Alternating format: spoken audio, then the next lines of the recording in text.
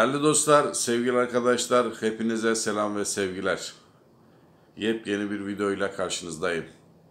Arkadaşlar, evinizde bulunan bulaşık makinesi suyu tahliye edemiyorsa, sürekli alt tabanına su biriktiriyorsa, bunu nasıl çözeceğimizi, hangi yöntemleri kullanacağımızı sizlere elimden geldiğince anlatmaya ve aydınlatmaya çalışacağım. Siz de evinizde bu tür sorunla karşılaştığınızda servis çağırmadan, yüklü para vermeden nasıl çözeceğinizi hep birlikte göreceğiz. Ve çözümünü de sizlere bu videoda göstereceğim arkadaşlar. Buyurun, bu çözüm nasıl oluyormuş, nasıl yapılıyormuş hep birlikte görelim. Arkadaşlar, gördüğünüz gibi Bosch marka bir bulaşık makinesi. Şöyle kapağını açalım.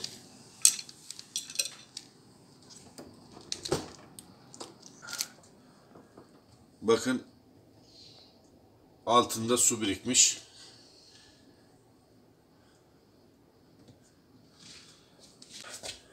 Bakın şuradaki şu tahliye yeri var. Görüyor musunuz? Şöyle elimle çeviriyorum. Suyun ne kadar olduğunu da görün diye. Şöyle oynattım. Evet, bunu söküyoruz. Arkadaşlar, öncelikle. Şimdi bir sünger yardımıyla buradaki suyu önce tahliye edeceğiz.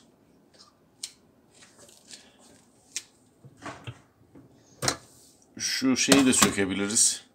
Dönen fıskiyeyi de sökelim.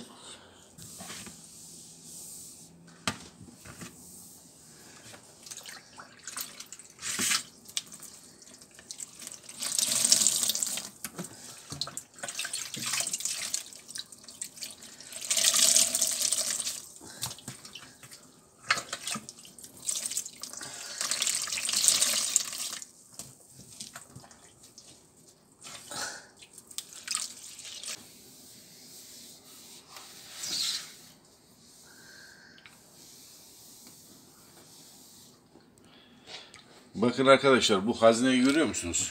Bu haznenin tam içerisinde beyaz bir şey gözüküyor. Bakın. Bu, şimdi parmağımla da size göstereceğim. Tam net olsun diye. Bak. Şu beyaz olan, şurada bir şey gözüküyor.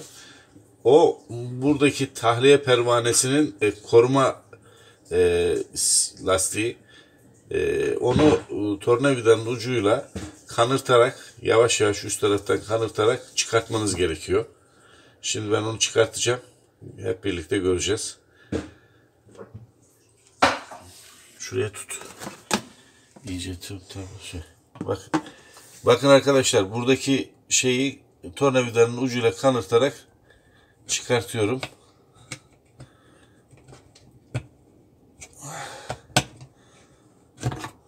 Evet. Bakın, gördünüz mü? Bu parçanın çıkması lazım. Sonra yaklaştır. Şurada bakın, görüyor musunuz? Şurada bir pervane var. Bu suyu tahliye eden bir pervane var. Bunun arasına limon çekirdeği, başka bir bulaşığın içerisindeki malzeme gelip bu pervanenin arasına giriyor ve bu pervanenin arasındaki dönme sirkülasyonunu engelliyor.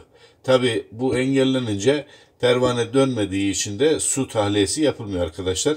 Bunu elimizle pervaneyi sürekli çevireceğiz ve arasında pislik varsa onların çıkmasını sağlayacağız. Bakın arkadaşlar.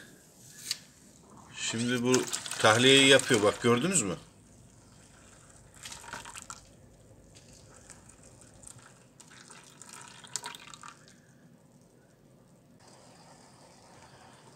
Arkadaşlar, dediğim gibi oralarda pislik olabilir. O pervaneyi biraz çevirin. Sonra içine asperex, kireç sökücü, kireç temizleyici gibi kimyasal maddelerden sıkın. Kapatın kapağını.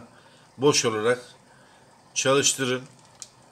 Bakın, gördüğünüz gibi tahliyeyi yaptı. Şu anda hiçbir sıkıntı gözükmüyor. Bir başka böyle arızada görüşmek üzere. Hoşça kalın, dostça kalın.